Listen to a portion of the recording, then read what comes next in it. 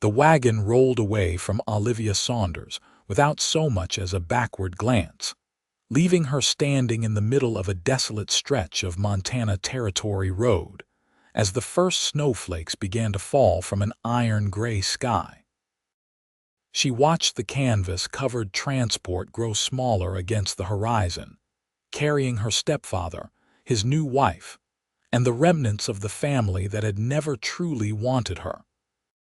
They had promised to wait while she attended to personal needs behind the rocks, but when she emerged, buttoning her heavy coat against the December chill, they were already moving, and no amount of calling brought them back. Olivia stood there for several minutes, her breath forming white clouds in the frigid air, before the reality of her situation truly settled into her bones. It was December 1883, and she was alone on a road somewhere between Fort Benton and Helena, with nothing but the clothes on her back and a small drawstring purse containing $3.20. The wind picked up, cutting through her wool coat as if it were made of paper, and the snow began falling harder, the flakes growing from gentle wisps to heavy, wet clumps that stuck to her eyelashes and the dark curls escaping from her bonnet. She had always been large, ever since childhood, and her stepfather had made no secret of his distaste for feeding what he called an extra mouth that contributed little. His new wife had been even crueler, suggesting more than once that Olivia should find work in one of the mining towns, though they both knew what kind of work was typically available to women without family or prospects. When they announced they were heading to Helena to start fresh, Olivia had foolishly believed the invitation extended to her genuinely.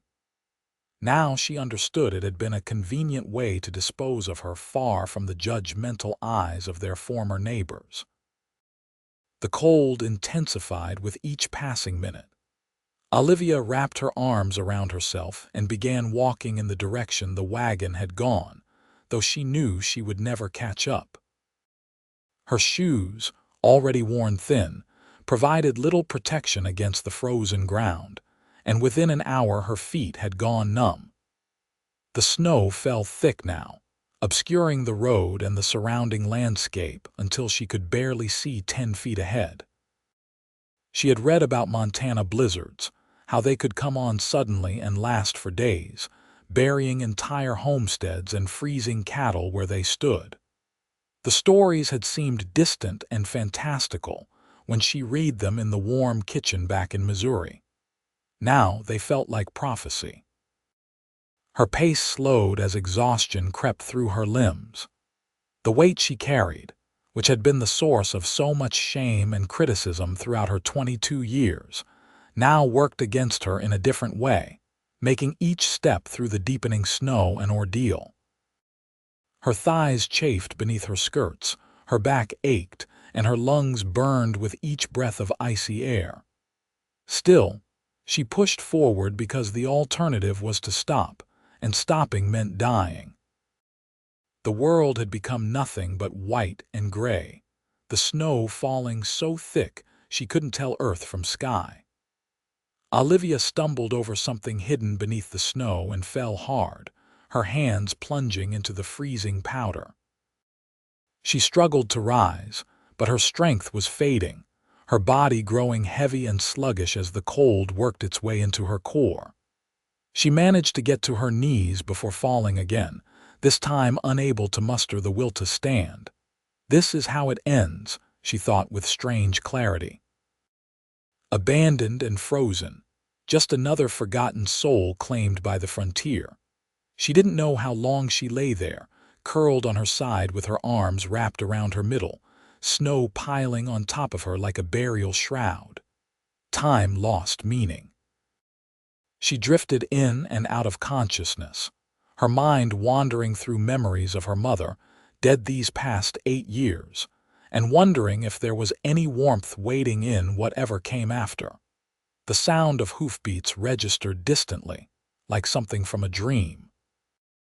Then hands were on her, brushing away the snow, and a voice was speaking, deep and urgent. "Madam, "Madam, can you hear me?" Olivia forced her eyes open. A man's face hovered above her, partially obscured by the brim of a snow-covered hat and a thick scarf wrapped around his lower face. His eyes were dark, concerned, and very much real. "You're coming with me," he said, not making it a question but a statement of simple fact. He didn't wait for her response, likely knowing she couldn't manage one. Instead, he scooped her up with surprising ease despite her size, lifting her as if she weighed no more than a child. She wanted to protest, to say something, but her mouth wouldn't work properly, and the warmth radiating from his body was too compelling to resist. He carried her to his horse, a large roan that stood steady despite the blizzard, and managed to mount while still holding her. She found herself situated sideways across his lap, her head against his chest, where she could hear his heart beating strong and steady through the layers of clothing. He wrapped his coat around her as best he could, then urged the horse forward into the storm. They rode for what felt like hours, though it might have been less. Olivia faded in and out, conscious only of the rhythmic movement of the horse and the solid presence of the man holding her. She caught fragments of words, the man speaking to his horse in low, encouraging tones, guiding the animal with skill through conditions where most riders would have become hopelessly lost. Eventually, shapes emerged from the white chaos. A fence line, dark and angular against the snow. Buildings, low and sturdy. The man guided the horse into what Olivia's confused senses recognized as a barn, and suddenly the howling wind cut off, replaced by the relative quiet of the enclosed space and the warm smell of hay and animals. "Easy now," the man murmured, though whether to her or the horse, Olivia couldn't tell. He dismounted carefully, keeping her secure in his arms, and carried her out of the barn toward a nearby cabin. He had to kick the door open, having no free hands, and then they were inside, blessed warmth washing over them from a still glowing fire in the stone hearth. He set her down gently in a chair near the fire, then immediately set about building up the flames. Olivia sat shivering, her body beginning to thaw, which somehow hurt worse than the freezing had. Her rescuer moved efficiently around the small cabin, adding wood to the fire, lighting oil lamps, putting a kettle on to boil. Only when he had done these things did he unwrap the scarf from his face and remove his hat, shaking snow onto the wooden floor. Olivia got her first clear look at him.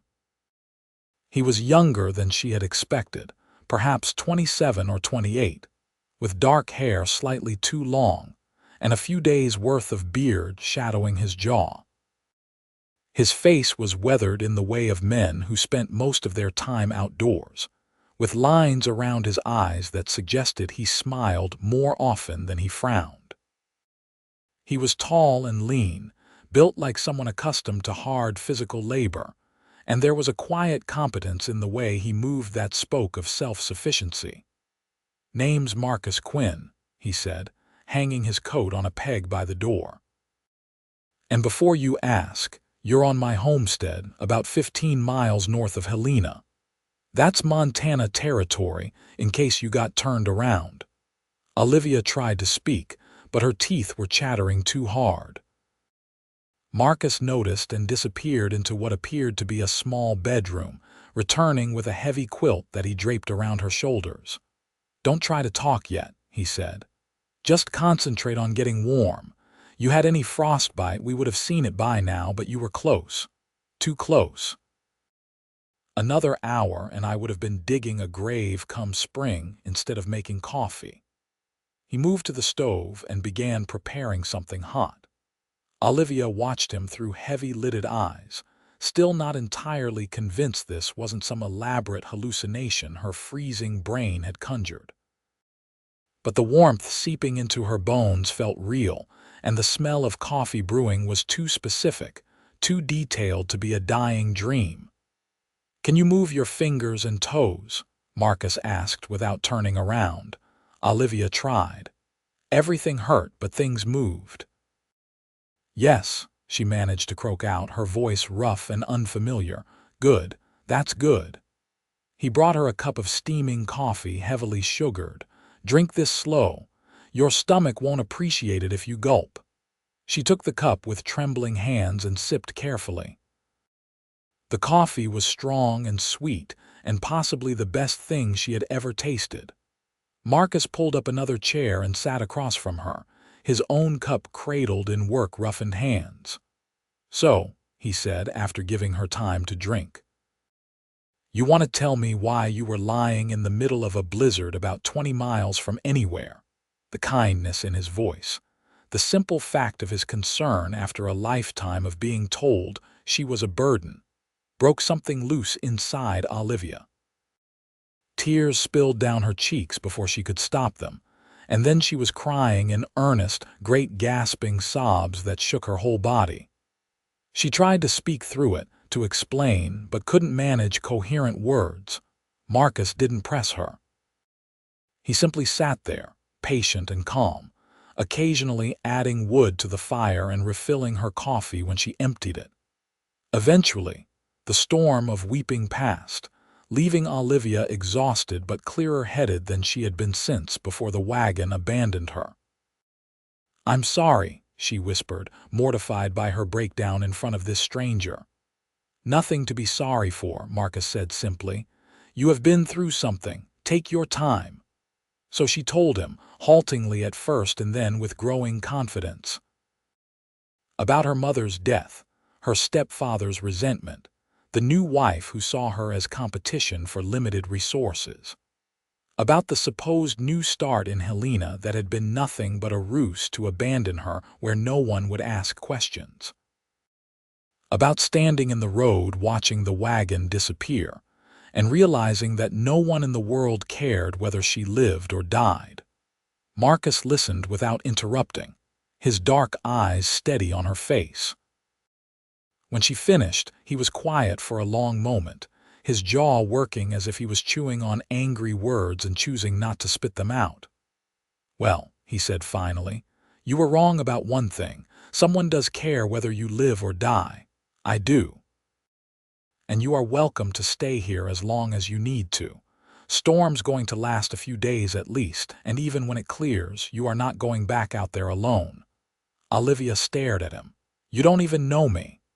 I know you didn't deserve to be left to freeze, Marcus said. That's enough for now. The rest we can figure out as we go. I can't pay you, Olivia said, the words bitter in her mouth. I have $3 to my name and nowhere to go even if I wanted to leave. Did I ask for payment? Marcus stood and moved to the stove where he began pulling out ingredients. You are a person in need and I have the means to help. That's the beginning and end of it. Now you are probably hungry. When did you last eat? Olivia tried to remember.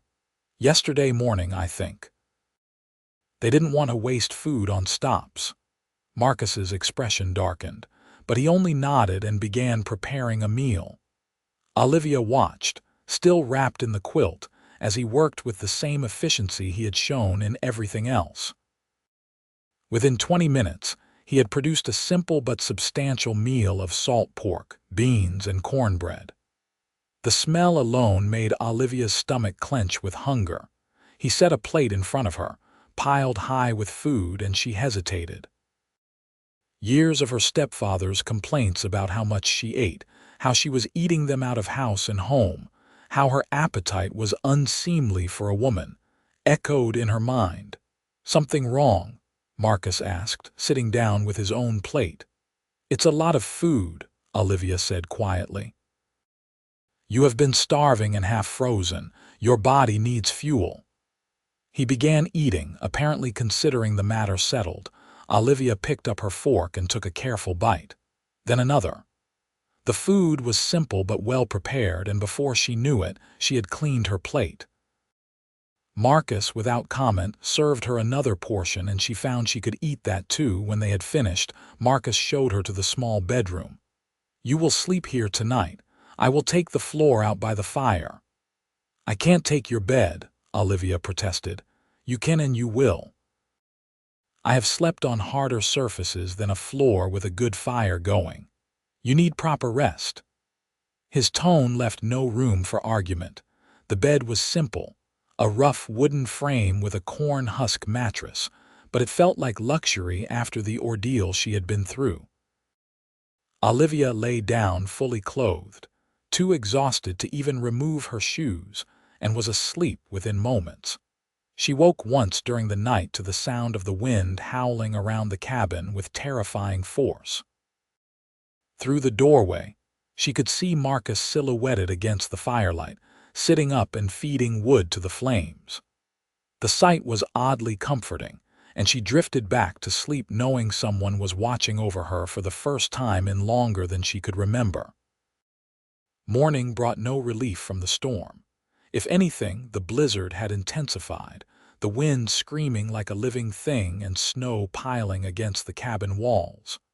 Olivia emerged from the bedroom to find Marcus already up, coffee made and breakfast cooking. "How long do these usually last?" she asked, accepting the coffee he offered. "Hard to say. Could be a day or two more, could be a week. We have supplies enough either way." He glanced at her. "You sleep all right, better than I have in months," Olivia admitted. It was true. Despite everything, she had slept deeply and dreamlessly, her body finally able to rest without fear. They fell into an easy rhythm over the following days. The storm raged on, trapping them in the cabin, but Marcus proved to be surprisingly good company. He was quiet by nature, but not unfriendly, and he seemed to have a knack for knowing when she wanted conversation and when she needed silence. He told her about his homestead, how he had claimed the land 3 years ago and had been working it alone ever since, building the cabin and barn with his own hands, slowly accumulating livestock and improving the property. "Gets lonely sometimes," he admitted on the third day as they sat by the fire after dinner. "But I prefer it to working for someone else. Had enough of taking orders when I was younger." "What did you do before?" Olivia asked. "Cattle drives, mostly." "Signed on for my first one when I was 15. Spent the next decade moving herds from Texas to Kansas, Kansas to Wyoming, wherever they needed to go. It was hard work, dangerous sometimes, but I saw a lot of country and saved most of my pay. When the government opened up homestead claims here, I figured it was time to put down roots." Olivia found herself watching him as he spoke, noticing things she had been too exhausted to see that first night. The way his hands moved when he talked, calloused and scarred from years of hard work, but somehow still graceful. The rare smile that transformed his weathered face into something almost boyish. The patience he showed in everything he did, never rushing, never forcing. And he never once made her feel ashamed of her size. He served her portions equal to his own without comment, never watched what she ate with the judgmental gaze she had learned to expect.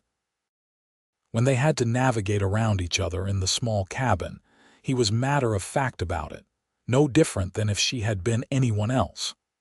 For the first time in years, Olivia felt like she could breathe without apologizing for taking up space. On the 4th day, she asked, "Why did you really help me? Most men would have ridden right past." Marcus was quiet for a long moment, staring into the fire.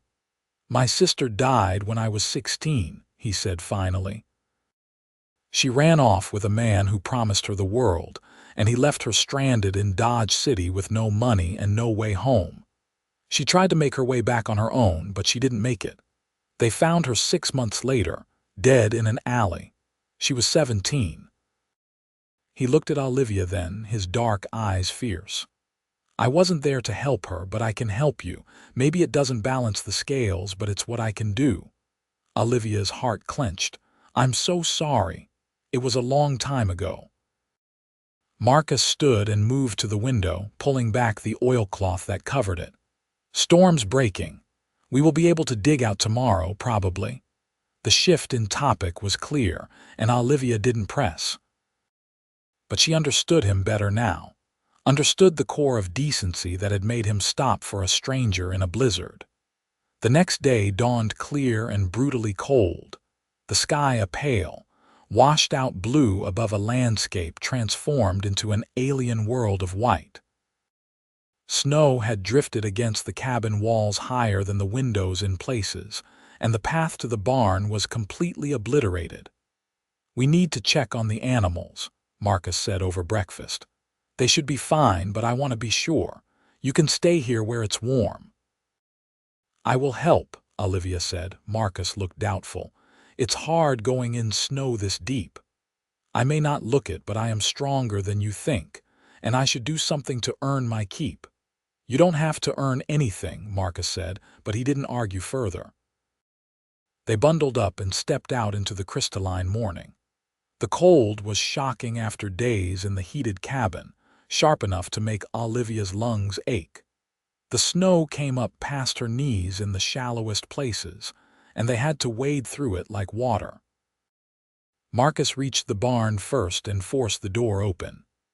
Inside, his small herd of cattle and 2 horses were fine, having weathered the storm in the sturdy structure.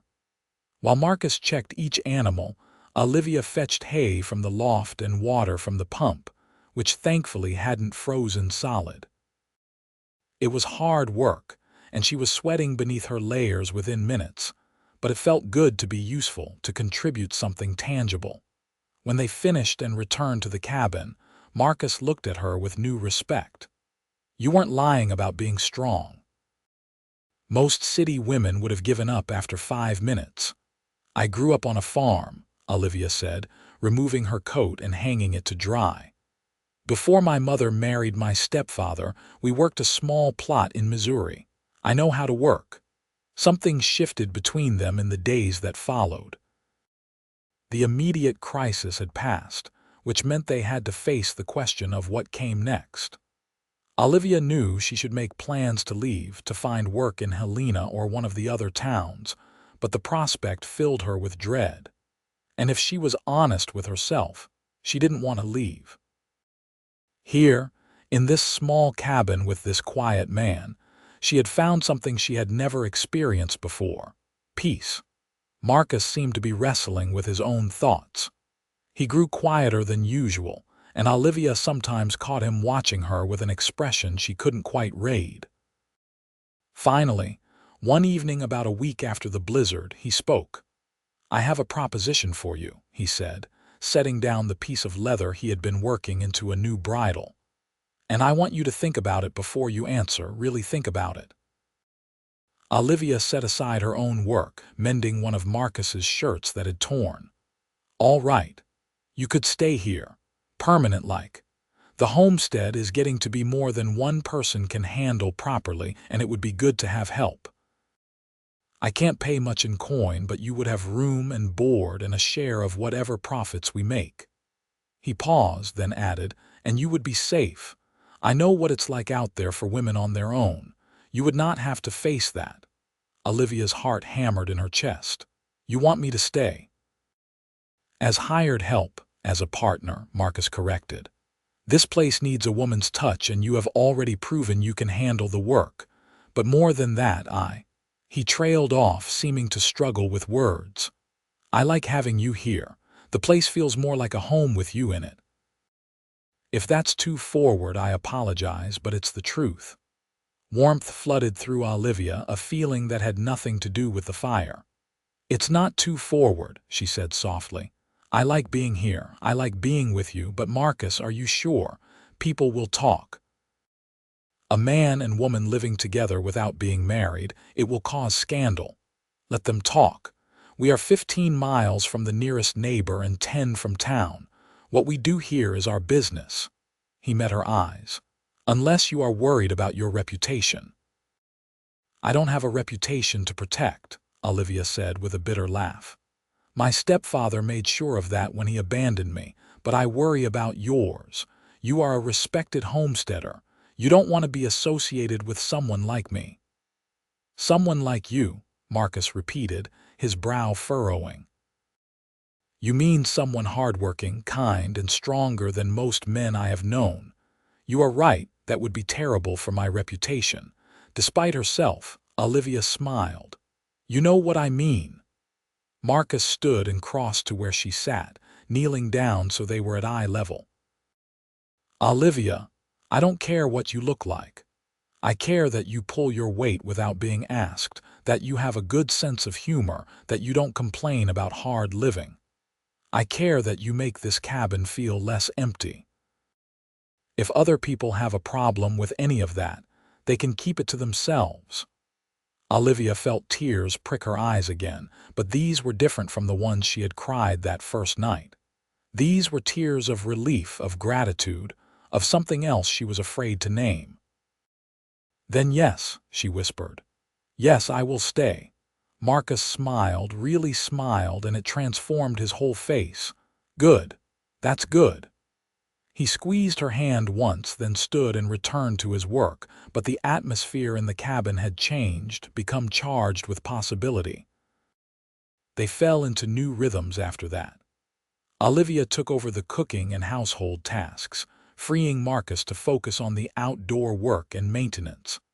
But she also insisted on helping with the livestock and heavier chores, and Marcus learned not to argue with her about it. They worked well together, developing an easy synchronicity that came from paying attention to each other's rhythms and needs. Winter began to loosen its grip as January turned to February. The days grew incrementally longer, and occasional warm winds from the south would bring brief respites from the cold. Marcus made trips into Helena for supplies, and he always asked if Olivia wanted to come along, but she demurred. She wasn't ready to face the curious stares and potential judgment of townspeople, wasn't ready to leave the bubble of safety they had created on the homestead. But something else was growing between them, something that went beyond partnership or friendship. Olivia noticed it in the way Marcus's gaze would linger on her when he thought she wasn't looking, in the way her heart would jump when their hands accidentally brushed while washing dishes. The cabin felt smaller somehow, the air thicker with words unspoken. It came to a head in late February. Marcus had been working on repairing the barn roof, taking advantage of a string of clear days. Olivia brought him lunch, climbing the ladder carefully with a basket looped over her arm. She found him balanced on the roof beam, hammering new shingles into place. "You should come down and eat," she called up. Marcus looked down at her and smiled. "Yes, madam. Just let me finish this section." What happened next occurred too fast for either of them to prevent. The beam Marcus was standing on, weakened by rot they hadn't noticed, gave way with a sharp crack. Marcus fell, managing to twist in midair so he didn't land head first, but he hit the barn floor hard. Olivia screamed and dropped the basket, rushing to his side. "Marcus, Marcus, talk to me," he groaned, his eyes squeezed shut. "I'm all right. Just had the wind knocked out of me." But when he tried to sit up, he gasped in pain and fell back. Olivia's hands hovered over him, afraid to touch and cause more damage. "Where does it hurt?" "Ribs," Marcus managed. "Left side. I think I might have broken something." Olivia had never felt more terrified or more focused in her life. She knew they were too far from town to fetch a doctor before nightfall, which meant she had to handle this herself. Drawing on distant memories of her mother treating injuries on their farm, she carefully helped Marcus out of his coat and shirt, her hands as gentle as she could make them. His left side was already darkening with bruises, and when she carefully probed the area, Marcus hissed in pain. "Definitely broken," Olivia said. "At least 2 ribs, maybe 3. We need to wrap them." She tore strips from an old sheet and bound his ribs tightly, trying to ignore the intimacy of the act, the warmth of his skin under her hands. Marcus endured it stoically, only the white line around his mouth betraying his pain. "You have done this before," he observed once she had finished. "My mother taught me basic doctoring. We couldn't afford to call for help every time someone got hurt. She helped him back into his shirt. Can you walk? I think so. Getting Marcus from the barn to the cabin was an ordeal. Each step jarred his broken ribs, and Olivia ended up supporting much of his weight, her arm around his waist and his draped over her shoulders. By the time they made it inside, they were both exhausted. Olivia settled Marcus in his bed, over his protests that he could sleep by the fire. You need to rest properly, she insisted. I will be right outside if you need anything. She dosed him with laudanum from the medicine chest, enough to dull the pain and help him sleep, and then she sat by his bedside until his breathing evened out. Only then did she allow herself to really feel the fear that had gripped her when she saw him fall. The thought of losing him, this man who had saved her life and given her a home, was unbearable. The next few days were hard. Marcus was a terrible patient, insisting he was fine and trying to get up to do chores until the pain drove him back to bed. Olivia took over everything, rising before dawn to feed the animals and haul water, then returning to the cabin to care for Marcus, then going back out to handle the afternoon chores. She fell into bed exhausted each night, only to rise and do it all again. On the fourth day, Marcus was finally able to sit up without looking like he might pass out. Olivia brought him lunch in bed, and he caught her hand as she turned to leave.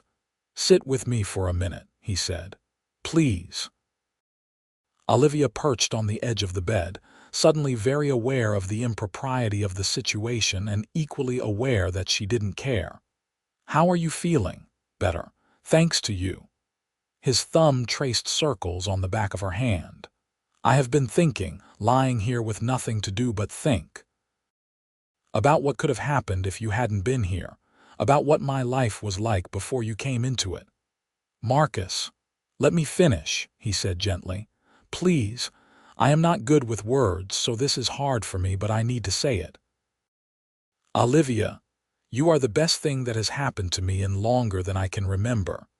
You are strong and capable and kind, and you make me laugh, which is something I didn't do much of before. When I fell, my first thought wasn't about the pain. It was about you, about not wanting to leave you alone." Olivia's heart was beating so hard she thought it might crack her ribs. "I was so scared," she whispered.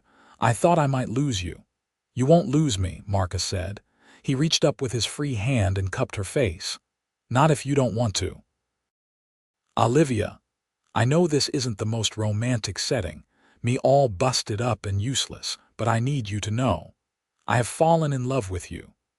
Somewhere between pulling you out of that blizzard and watching you take over this whole homestead without breaking a sweat, I fell completely in love with you."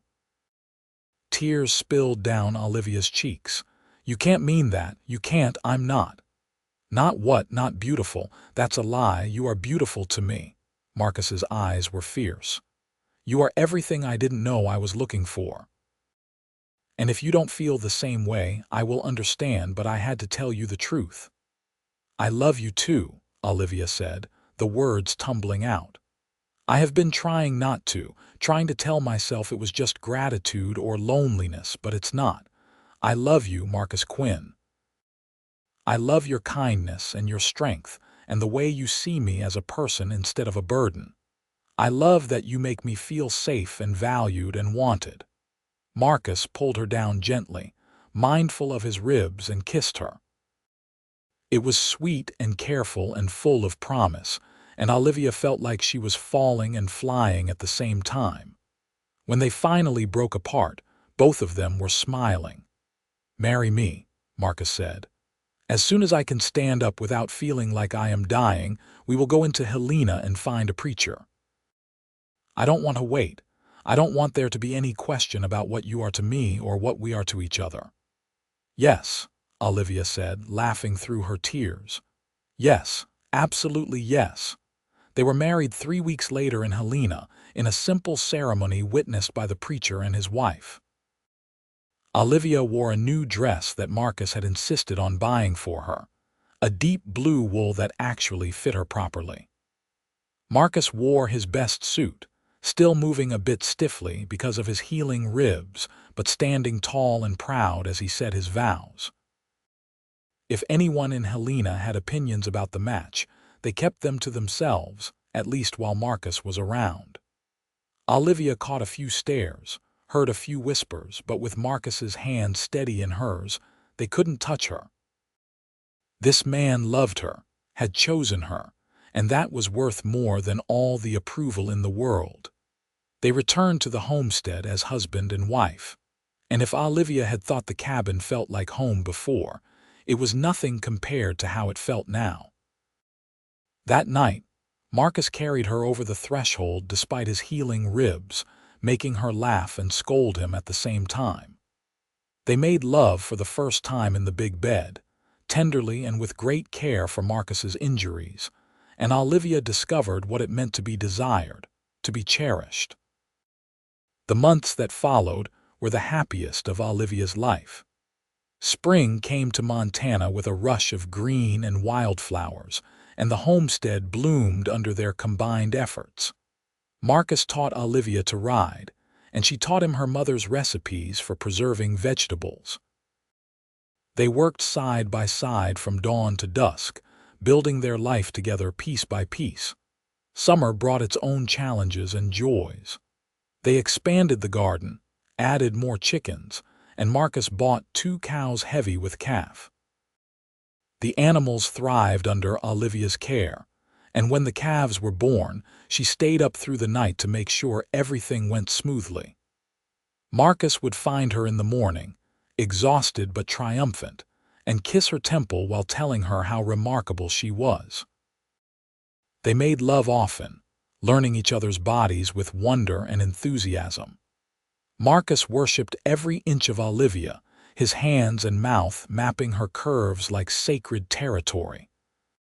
He told her she was beautiful so many times that she started to believe it, started to see herself through his eyes instead of through the lens of a lifetime's worth of cruel words. In late summer, Olivia began to suspect she might be pregnant.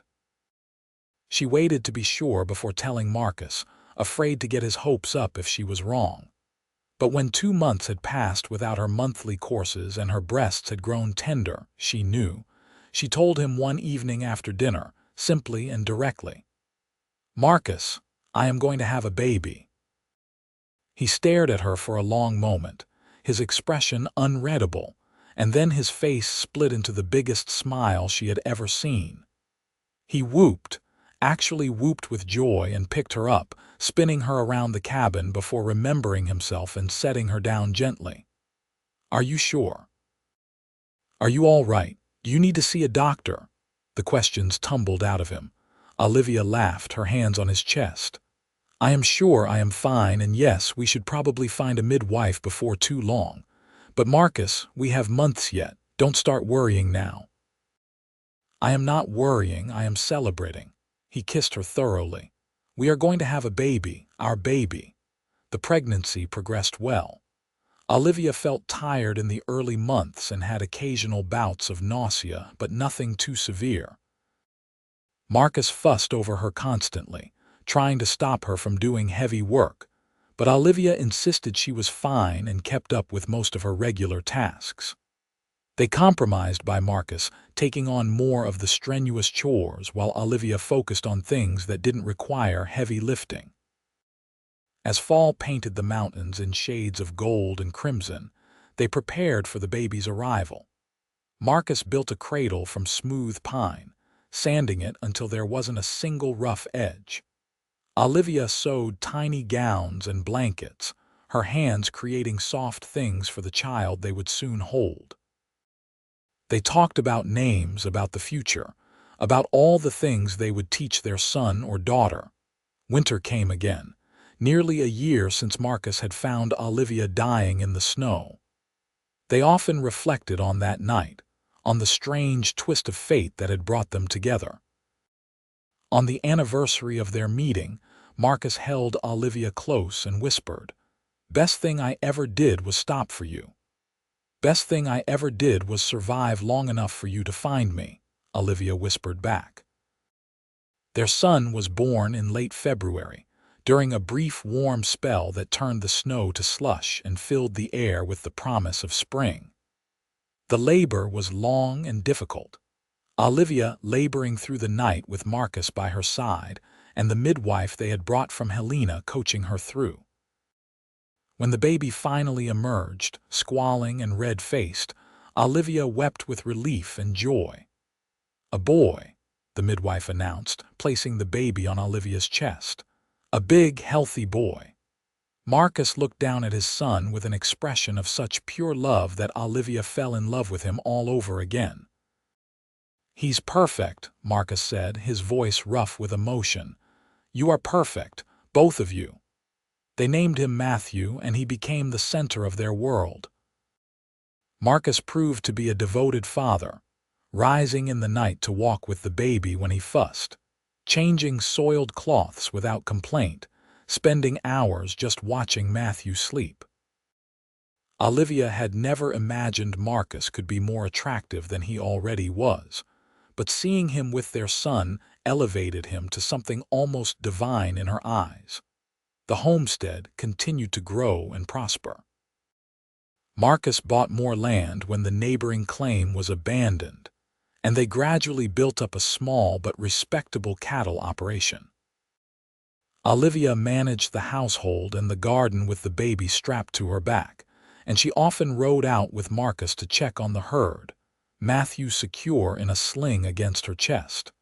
When Matthew was 2, Olivia became pregnant again. This pregnancy was easier than the first, perhaps because she knew what to expect, and their daughter was born without complication on a bright October morning. They named her Grace, and she had her father's dark eyes and her mother's stubborn determination. The years flowed together, marked by the rhythms of the seasons and the milestones of their children. Matthew grew tall and serious, following his father everywhere and learning to ride almost before he could walk properly. Grace was more outgoing, chattering constantly and making friends with every animal on the homestead. They were joined by another son, James, when Matthew was 5, and then by another daughter, Sarah, 3 years after that. Their cabin expanded to accommodate the growing family, Marcus adding rooms and a second story over several summers. What had started as a simple bachelor's dwelling became a proper home, filled with laughter and life and love. Olivia's relationship with Marcus deepened with each passing year. They had their disagreements, of course, as any couple did, but they had learned to talk through problems rather than letting them fester. Marcus never lost his habit of telling Olivia she was beautiful, and she never stopped being grateful for him, for the life he had given her when her own family had thrown her away. They went to Helena a few times a year for supplies and church, and over time the initial curiosity about their marriage faded into acceptance. Olivia made a few friends among the other ranch wives, women who respected her competence and kindness and didn't care about her size. She would never be part of the social elite, but she didn't want to be. Her life was full without it. Sometimes, though rarely, news would filter to them about Olivia's stepfather. He had set up a store in Helena, but it had failed within a year, and he and his wife had moved on to try their luck elsewhere. Olivia felt nothing when she heard this, no triumph or vindication, only a vague pity. Those people had no power over her anymore. On a warm summer evening when Matthew was 10 and Sarah was 2, the family sat on the porch watching the sunset paint the sky in shades of orange and pink. The children were playing in the yard, their voices high and happy, while Olivia and Marcus sat together on the bench Marcus had built, his arm around her shoulders. "You ever think about that night?" Olivia asked softly. "When you found me?" "Sometimes," Marcus admitted. "I think about how close I came to not taking that route, to deciding the storm was too bad to risk it. If I had made a different choice, If I had been an hour later, you wouldn't be here. None of this would be here." "I think about it too," Olivia said. "I think about how ready I was to give up, to just let the cold take me. And then you came and you didn't ask questions. You just said I was coming with you. Like it was the most natural thing in the world." "It was the only thing to do," Marcus said simply.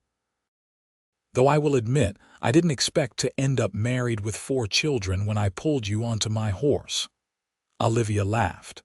"Regret it?" Marcus turned to her, his dark eyes serious. "Not for one single second. You are my heart, Olivia Quinn. You and these children, this life we have built together. It's more than I ever dreamed of having." "I love you," Olivia said, the words as true and essential as they had been the first time she had spoken them. "I love you too," Marcus said, and kissed her as the sun dipped below the mountains and their children played in the gathering dusk. The years continued their steady march. Matthew grew into a young man, tall and capable like his father, and began taking on more responsibility for the ranch. Grace became a voracious reader, somehow acquiring books whenever they went to town and devouring them. James developed a gift for working with horses, able to gentle even the wildest Mustang with patience and kind words. Sarah, the baby, grew into a fierce little thing who declared she was going to be a cowboy when she grew up, much to her father's amusement and pride. Olivia herself had changed over the years. The constant hard work had made her strong, and while she would never be slender, her body was solid muscle beneath the softness.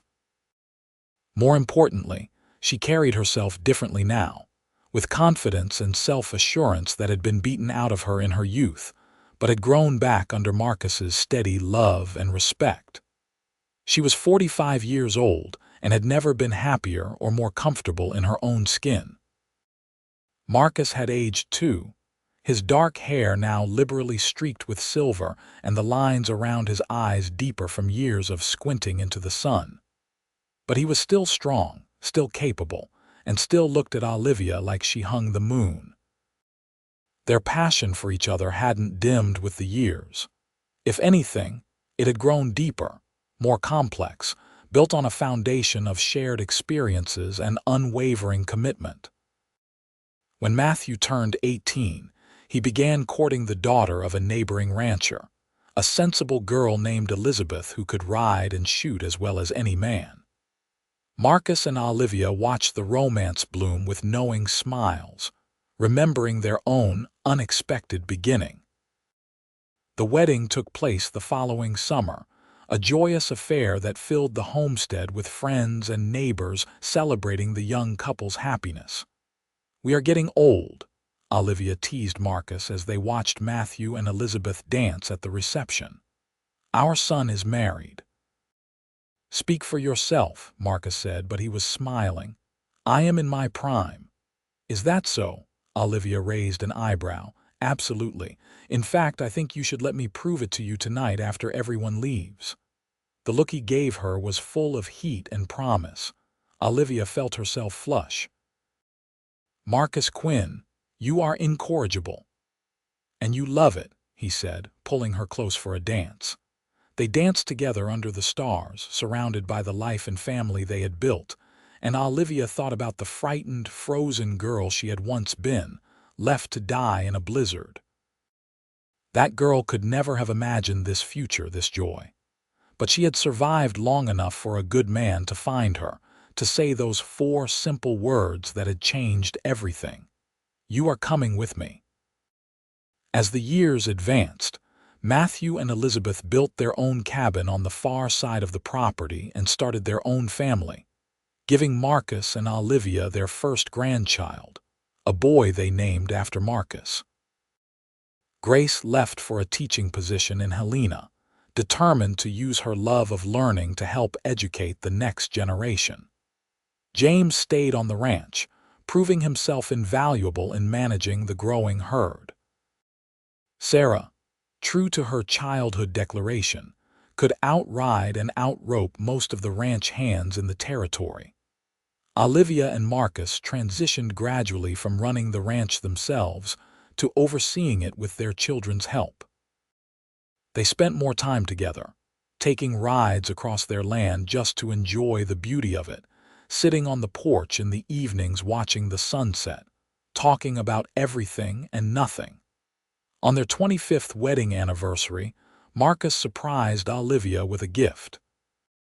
It was a painting, commissioned from an artist in Helena, showing the cabin as it had looked that first winter, snow piled high and smoke rising from the chimney.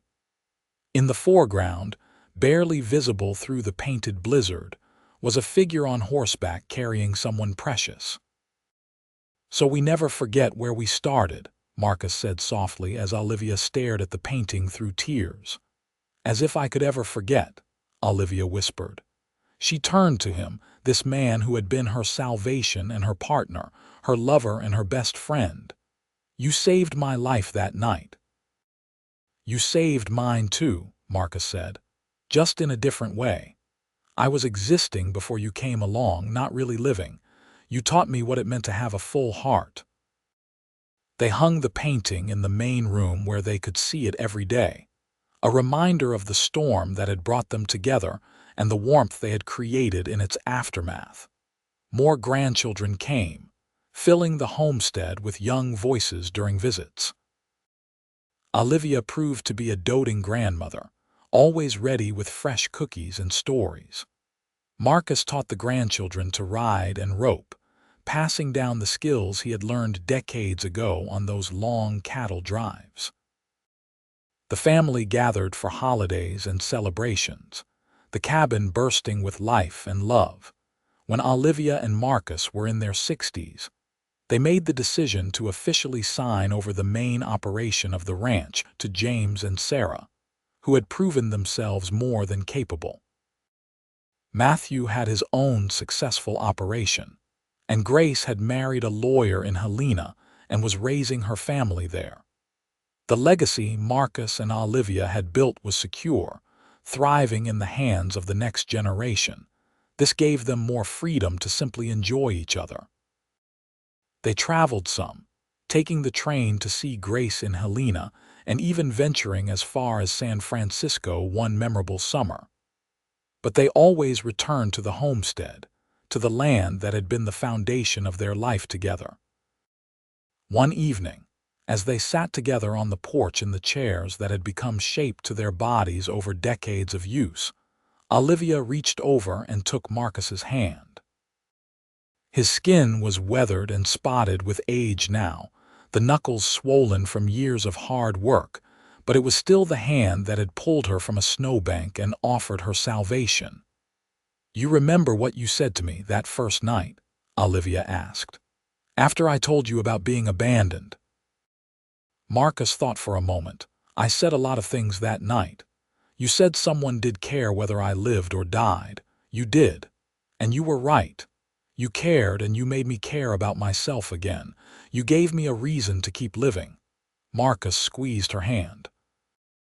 "Best decision I ever made was stopping that night, and every decision after that led me here to this moment with you. I would do it all again in a heartbeat. Even the broken ribs," Olivia teased gently. "Even the broken ribs," Marcus confirmed, "though I could have done without the pain." They sat in comfortable silence as the sun set, painting the Montana sky in brilliant colors. The air was warm with the promise of summer, carrying the scent of wildflowers and grass. Somewhere in the distance, cattle lowed, and closer by, one of the barn cats prowled for mice. "We have had a good life," Olivia said softly. "The best," Marcus agreed. "And it's not over yet. We have years ahead of us still." He was right. They had several more good years, watching their family continue to grow and thrive, enjoying the fruits of their decades of hard work. They celebrated 50 years of marriage surrounded by children, grandchildren, and even a few great-grandchildren. The homestead alive with multiple generations of the family they had created. Marcus passed peacefully in his sleep at the age of 78, his hand in Olivia's, his last words a whispered, "I love you." Olivia grieved deeply, but without regret. They had been given something rare and precious, a love that had sustained them through all of life's challenges and joys. She had no regrets, no what-ifs. They had lived fully and loved completely. Olivia lived another 5 years, spending her time with her children and grandchildren, telling stories about the early days of the homestead and the man who had built it. She spoke often of that night in the blizzard, of how close she had come to giving up, and of the cowboy who had refused to let her die. It became a family legend, the story of how their family had been born out of a storm. On a spring morning, with wildflowers blooming across the meadows and the mountains still crowned with snow, Olivia passed away quietly, surrounded by her children. They buried her next to Marcus on a hillside overlooking the homestead, where they could watch over the legacy they had built together. The ranch continued for generations, passed down through the family, each generation adding their own touches while respecting the foundation Marcus and Olivia had laid. The painting of that first winter remained in the main house, carefully preserved, along with other mementos of the couple who had started it all. And on cold winter nights, when snow piled high and the wind howled around the buildings, family members would gather by the fire and tell the story again. The story of a woman left to die in a blizzard, and the cowboy who had found her, who had looked at her with kind eyes and said 4 simple words that had changed both their lives forever. "You are coming with me." It was a story of survival and second chances, of love found in the most unexpected circumstances, and of a life built on a foundation of mutual respect and devotion. It was a story worth remembering, worth passing down, worth celebrating for all the generations to come. The homestead stood as a monument to what they had created together, not just in land and buildings, but in the family that carried their legacy forward. Every child who grew up there learned the value of hard work, the importance of kindness, and the power of love to transform lives. They learned that family was not just about blood, but about choosing to stand by someone through storms both literal and metaphorical. The values Marcus and Olivia had instilled continued to shape the family for generations. The importance of looking out for those in need, of not judging people by their appearance, of working hard and loving deeply. These were the gifts they had left behind, more valuable than any amount of land or cattle. In the town of Helena, which had grown from a rough mining settlement into a proper city over the decades, there were still those who remembered the Quinns. They remembered Marcus as a fair dealer and a good neighbor, and Olivia as a kind woman who had overcome hardship to build a remarkable life. Their love story became the stuff of local legend, proof that even in the harsh reality of frontier life, true love could flourish. The cabin where it had all begun was preserved by the family, maintained carefully so that future generations could see where their story had started. The bedroom where Marcus had recovered from his broken ribs, where their children had been born, where they had shared countless nights of love and intimacy. The main room where they had sat by the fire on that first night, 2 strangers who would become everything to each other. The kitchen where Olivia had cooked thousands of meals, where the family had gathered for countless dinners. Every part of that simple structure held memories, layers of life lived fully and without reservation. It stood as a testament to the truth that the most important things in life could not be measured in dollars or acres, but in moments of connection, in choices made with compassion, in love given freely and received gratefully. The great-grandchildren who had known Olivia in her final years carried precious memories of a woman who had lived through hardship, but had never become hardened by it. They remembered her gentle hands and ready smile, her patience when teaching them to bake or garden, the way her eyes would light up when she spoke of their great-grandfather.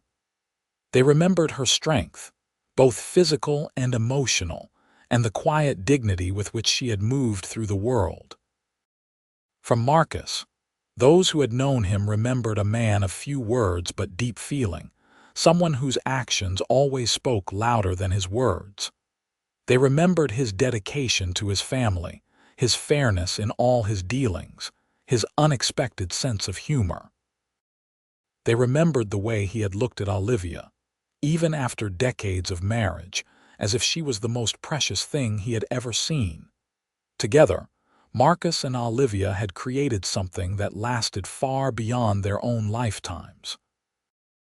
They had built not just a successful ranch, but a family culture of love and acceptance, of hard work and integrity, of facing challenges together and celebrating victories as a team. Their influence rippled outward through their descendants, shaping lives and choices for generations to come. And somewhere in the collective memory of that family, in the stories told and retold, in the values lived and passed down, Marcus and Olivia's love continued to exist, as real and vital as it had been on that winter night when he had pulled her from the snow and promised her safety, when he had seen past her size and her fear to the remarkable woman underneath, when he had made a choice that would define both their lives and create a legacy that would outlast them both.